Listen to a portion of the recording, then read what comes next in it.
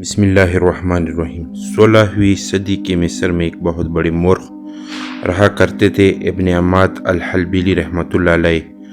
انہوں نے بڑی محنت سے ایک ایسی کتاب مرتب کی کہ جس سے اگر اسلامی تاریخ کے سب سے نایاب معلومات والی کتاب کہا جائے تو شاید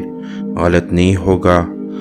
اور 8 جلدوں میں لکھی اس کتاب کا نام ہے شذارۃ العزب یعنی سونے کی ڈلیا۔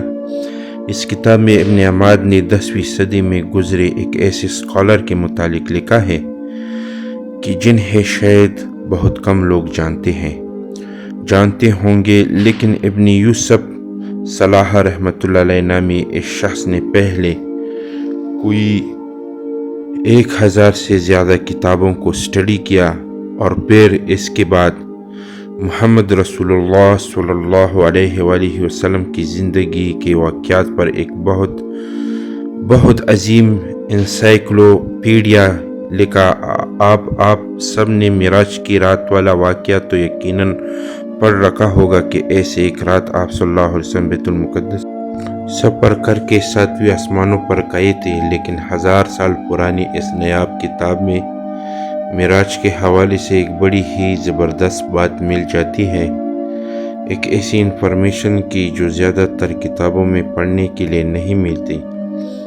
اس کتاب میں موجود حدیث کے مطابق نبی کریم حضرت محمد صلی اللہ علیہ وآلہ وسلم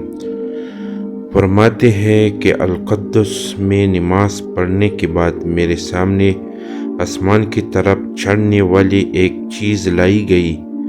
کہ جسے معراج کہتے ہیں، اور یہ وہ معراج تھی کہ جس سے انسانوں کی روحیں اوپر چڑھتی ہے، لیکن یہ معراج دیکھنے میں انتہائی خوبصورت تھی، اور کبھی کسی انسان نے پہلے اس سے نہیں دیکھا تھا۔ اس کی مراد یعنی اوپر کی طرف چڑھنے کی جگہ بعیدہ ویزا لفظ ترکی کا مصدر بھی یہی ہے۔ ان مرکات میں سے ایک مرکہ سنہری رنگ کی تھی اور دوسری نقرائی یعنی چاندی جیسے رنگ کی تھی، اور پھر میں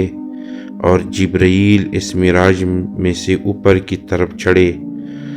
طے حنا کہ ہم اس دروازے تک پہنچ گئے کہ جہاں سے پہلے آسمان میں داخل ہوا جاتا ہے، یعنی باب الحطبت کہتے ہیں، اور کہ جس میں موجود فرشتے کا نام اسماعیل تھا۔ اب اگر آپ اس نایاب ڈسکرپشن کو اس کی اوریجنل عربی زبان میں پڑھیں تو آپ کو یوں محسوس ہونے لگے گا کہ جیسے معراج دراصل اس انتہائی خوبصورت گولڈن اور سلور راستے کا نام تھا، کہ جیسے ڈیزائن ہی انسانوں کے لیے کیا گیا تھا کہ وہ اس میں سے گزرنا برداشت کر سکیں، اور کہ جس کا ایک سرا یہاں اور دوسرا سرا باب الحبس پہ جا کر کھلتا ہے، اور راستے کی جس میں گزشتہ رات یعنی 27 رجب کو نبی صلی اللہ علیہ وآلہ وسلم نے آسمانوں کی طرف کا سفر کیا تھا۔ اب سب مجھے ایک طویل عرصے سے کہہ رہے ہیں کہ میں معراج نبی صلی اللہ علیہ وسلم کا واقعہ بھی غور کروں۔ انشاءاللہ میں ضرور کروں گا، کیونکہ قدیم اور نایاب کتابوں میں معراج کے متعلق ایسی انفارمیشن موجود ہے کہ آپ حیرانی کے مارے اسے پڑھتے ہی چلے جائیں گے۔